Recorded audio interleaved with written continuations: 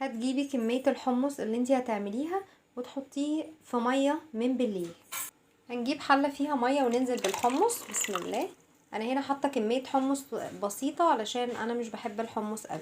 نحط التوابل عندنا، ربع معلقة ملح وربع معلقة سكر وربع معلقة كمون، وعندي بصلتين كبار، وعندي 4 حبات من الطماطم. ننزل كده على الحمص. بسم الله. وهنسيبهم يبدأوا البصل والطماطم يبدأوا ان هما يتسلقوا كده نص سلقة وهنطلعهم. وبعدين هنبدأ نطلع الطماطم والبصل.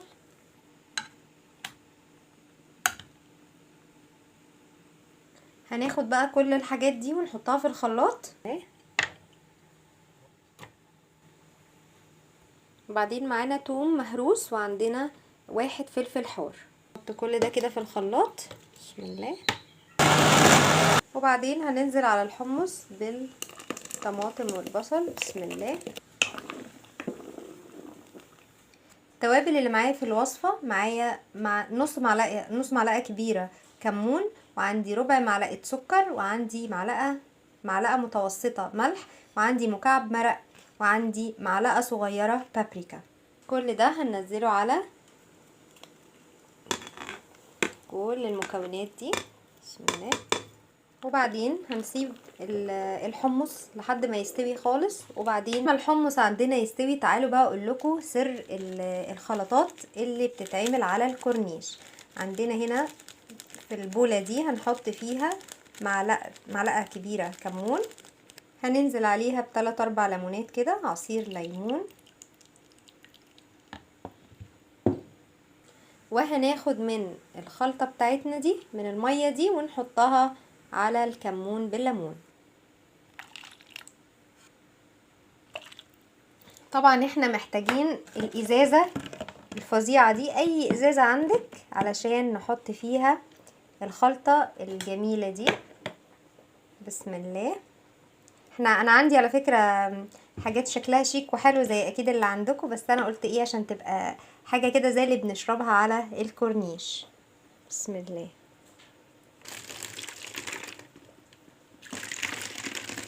هنا بقى ايه تكملة بصوا انا عاملة فتحة هنا كده رفيعة خالص علشان تبقى غطا الزجاجة. وكده خلصت معانا اول اللي هو بيسموها الليمون. تعالوا بقى نشوف الخلطة اللي هي بتبقى خلطة الشطة. في نفس البولة هننزل بطبعا الشطة دي للناس بقى اللي بتحب الحاجات السبايسي بقى الايه الخطيرة دي. وهنجيب برضو احنا بعد كده بقى هنعمل مشروع، هنعمل كده. بسم الله. ونفس الكلام هنبدأ نحط من المية دي، هنملى شوية كده حلوين عشان نكمل الزجاجة الاخرى. عايزه اقول لكم زي بالظبط اللي بتاكلوه على الكورنيش على وش الميه.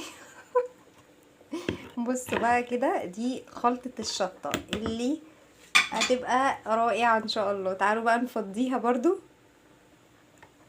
بسم الله.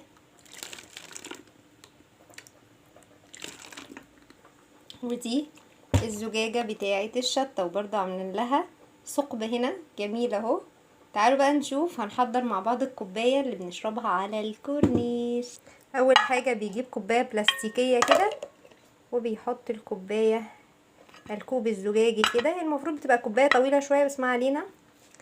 طبعا بيغرف هو من القدر، بياخد كده. انا مش بحب الحب قوي بصراحة.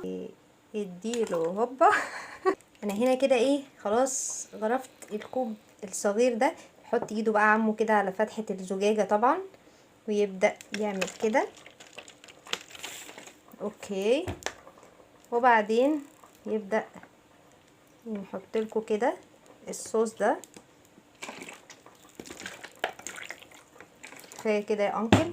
وبعدين نفس الشيء بيعمل الشطة الخطيرة دي، بيحطها كده برضو. خراشي يعني على الجمال. انا بقى طبعا يا جماعة بحب الليمون جدا، فهنزل بعصير ليمون وهكتفي. نو نو نو. وطبعا مش هننسى الشاليمو، ومش هننسى الليمون. طبعا انا عايزه اقول لكم ان الراجل اللي بشتري منه ده في اسكندريه او في اي حته عايزه اقول لكم ان الراجل بيشتكي مني لاني بشتري ليمون اكتر كتير، والله انا بحاسبه يا جماعه وحياه ربنا، بقعد اقول له انا عايزه الليمون كتير جدا، فبيديني ليمون كده عشان انا بحب ايه بقى، عصير الليمون طعمه لازم تجربوه بنفسكم. بصوا الحلاوه والجمال، يا نهار ابيض، بسم الله، واو واو واو واو واو، لازم تجربوا الطريقه دي هتعجبكم جدا.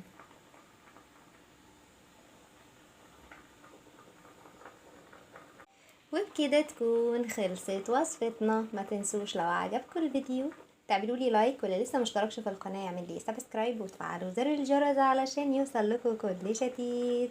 باي باي.